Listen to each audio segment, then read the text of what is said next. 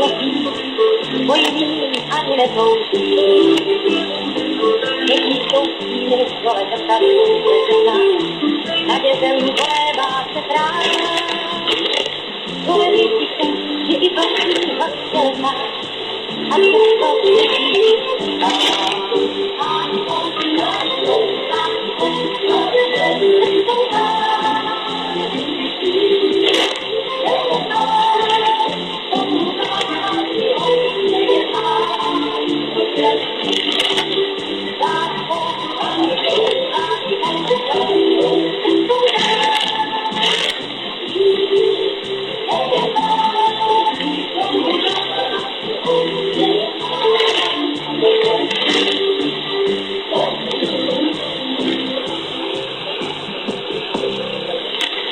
jsme jeli do Chateauneuf Pape, nebo jsme mezi Avignonem také doprava, a to je nádherná krajina a nádherný hrad, tam sídlil papež, jak název praví papežské knihy, tam sídlil papež v době, kdy církev měla dva papeži.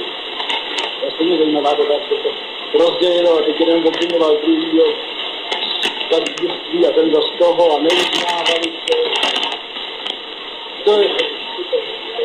Já vím, co papežové byli. To je právě podivný, jak může vzniknout takový jednotný koncept, trojí hlava a teď navzájem se